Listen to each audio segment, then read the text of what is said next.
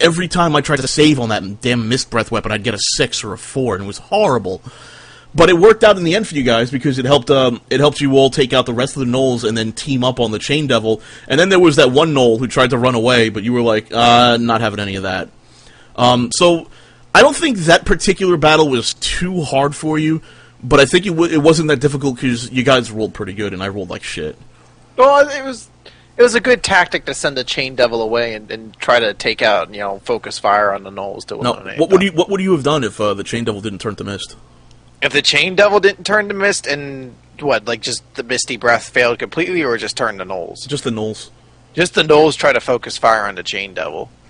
What if it fails completely?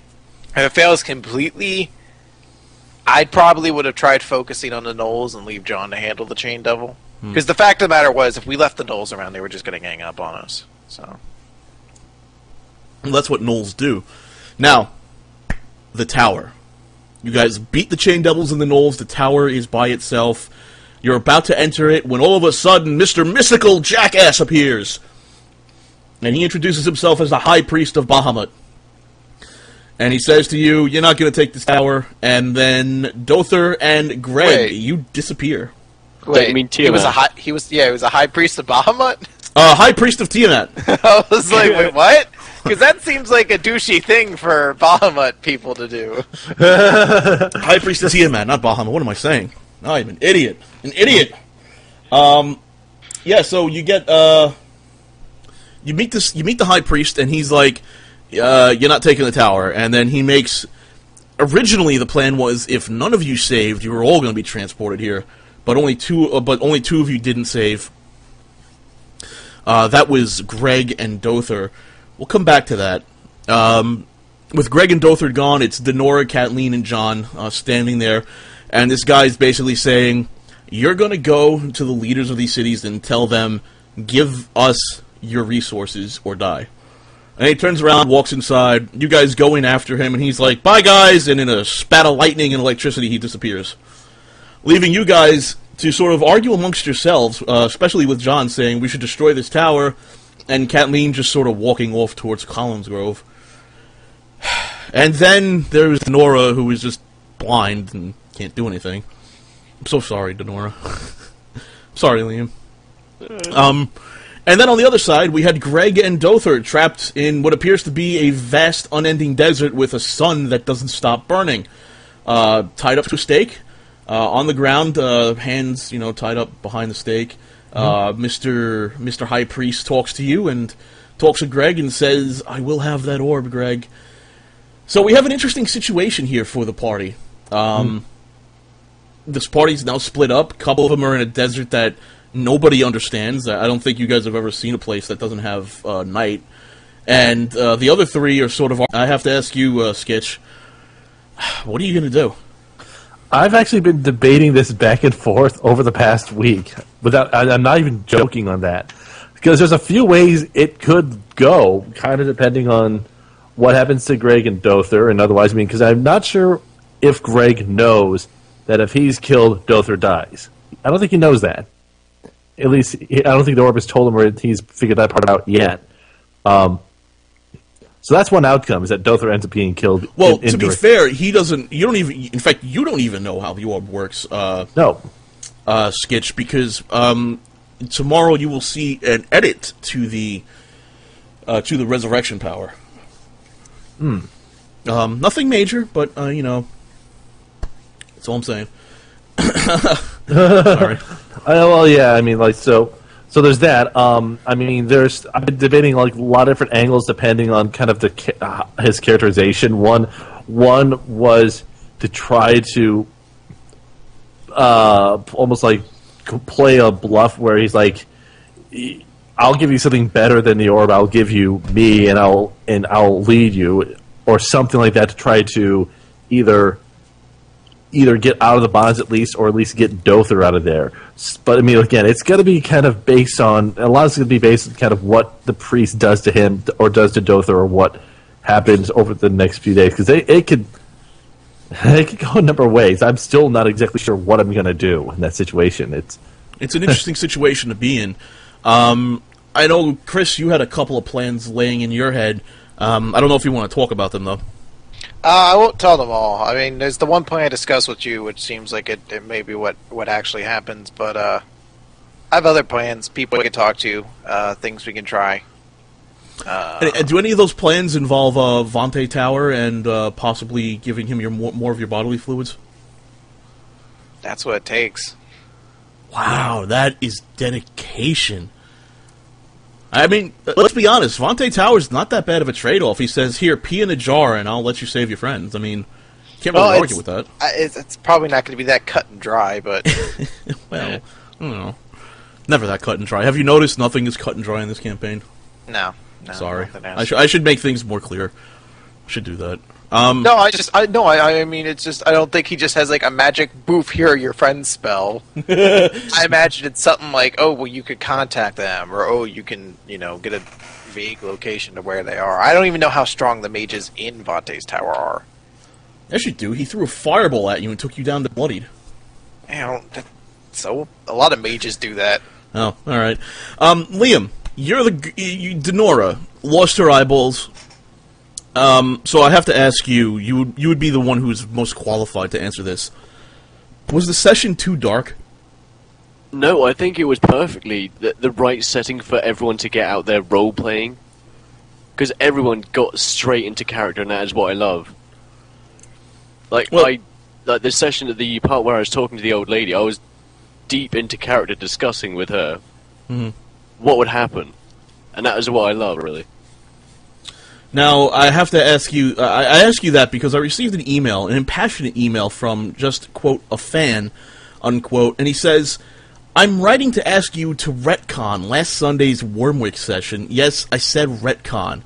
When I tune into Wormwick, I expect a lot of laughs between a bunch of friends and some cool NPCs, but last night was just too much for me to take. I get that players need conflict to make things interesting, but you already had the Demon Baron. This week, you took the entire campaign into a dark alley and beat it with more overbearing crap that I stopped listening because I had to stop myself from crying. Seriously, Dahl's family was fed to pigs, Doctor and Greg are being held captive, and probably going to get tortured, and Denora had her eyes melt in her skull. By the end of the campaign, I was hearing ice cream truck music. I was crying. Please reconsider this session. Please. So, besides the interesting entertainer music playing in the background, do you think this session was too dark, guys? Well, here's sort of the thing. To that person, I can absolutely understand why it is dark. I can understand why people think it's dark, because, even though dark things have happened in our campaign, I think a lot of people overlook. I think a lot of people overlook the fact that Wormwick still is missing its entire port district because they were all fucking murdered in a war. Yeah. But I can understand why people think there is something here, because a lot of bad things did happen. They happened in a row, and it's the comparison I made in my recap was that this was sort of like the Empire Strikes Back of the Demon Baron arc, where the end of the campaign happened, and there really wasn't a good ending. The campaign ended, Dothr and Greg are kidnapped, the rest of the party's arguing. There wasn't a lot going on there. The thing is, though, and this is probably going to sound very mean, it really doesn't matter what the fan thinks, or what any fan think, because right now it's the players in the game who are the ones who need to say whether it's dark or not. Right. Because as D&D in any tabletop game goes, it's the players in the game that are going to say, this is too dark, this is... I think we should step back, or saying, this is great. Like, I'll let other people take a... Well, I think, because I know I expressed in an email to you, Chris, I kind of feel glad, in a way, that some of the fans are feeling this way, this strongly about the campaign, but at the same time, dude, we gotta have fun playing this, otherwise what's the point? Yeah, I mean, if you try to cater it to what the fans want, I mean, tabletop games in general have so much more going for it. I'm sure there's some people out there who actually probably like these moments better than the cock slapping moments and stuff like that. And to be fair, we had a god cock slapping Dothr. Yeah, I mean, it's not something that you can. We're not going to please every single person. D&D is normally something where you try to find the middle ground to please 5 or 6 people. Now we're trying to please 4,000 or 5,000 people. It's just not going to work that way. Right. I think one of the things though that's sort of causing this problem is that this game never had like a questionnaire or anything leading up to it. I know in some tabletop games when they start, you hand out like a questionnaire to all the players, and one of the questions normally on there is how dark would you like the story to go, and it'll be like light, medium, and heavy. And the one example I heard was that you use an example: a bunch of villagers have been captured by orcs. How do you want this situation to go? Light fantasy would be you get there, all the people are safe, you kill the orcs, and everyone's happy. Medium would be you get there, and maybe some people are dead, but most of them are fine. And heavy would be you get there and, men, women, children, elderly, they're dead. Maybe the women have been raped. Some people have been eaten. Like, those are sort of the levels. And you all pick what you want and you base the session off of that. This is a situation where we had no sort of setup to this. This is just how the game unfolded. So it may come as a shock to some people who first joined into the sessions and only heard, cock slapping and silky Dothr hair. But at the same time, I think it was pretty good. I absolutely love a session. I'm not one of those people that find it dark because I've read far darker stories and love the fuck out of them. Mm-hmm. So, I read 20th Century Boys. Anything Nack Kurosawa ever wrote is like the saddest shit that ever existed. But I enjoyed it. Well, what do you think, Sketch? I actually really enjoyed the session too. I mean, it's one of those things where, the other problem when you're playing things too light or otherwise, it creates a sense of there really isn't a deep challenge, and there really isn't, and there aren't as heavy of obstacles for us to overcome. And this sets up a pretty legitimately dire situation where it's like, okay, the party split up. You got characters who are emotionally torn up. You got characters who are conflicted about what they're going on next. And I think it's completely fine to have a moment like this in this sort of campaign. I completely agree with Chris's analogy of this being the Empire Strikes Back of it. There were some minor victories, but it was more bittersweet moments than anything else. And it's not like the campaign's over. It's not like we didn't have fun, because I had a blast. That's yeah. That's the important thing. Did we all have fun? It was, it's like, things that could have been different. So it could have been like I could have insisted Denora and I go into Felberg, and I could have been in another combat situation. But I still enjoyed the character moment of just staying back on the ship with Denora. Even that minor role playing moment was something that was enjoyable as part of the session for me. So was it dark? It was darker than some of the other things that have happened, but it's not as dark. And to be fair, I don't think it was as dark as it could have been. I could no. I could take. You guys know me. I could take this to a level that is just obscenely dark. Oh, I know. So yeah, that's why I'm like, it could have been severely darker. And again, at the end of the day, I think you had fun. We had fun. So yeah. What about you, Liam? Did you have fun? I absolutely loved it. I loved the character development, the role-playing, the battles, and I just loved that session altogether.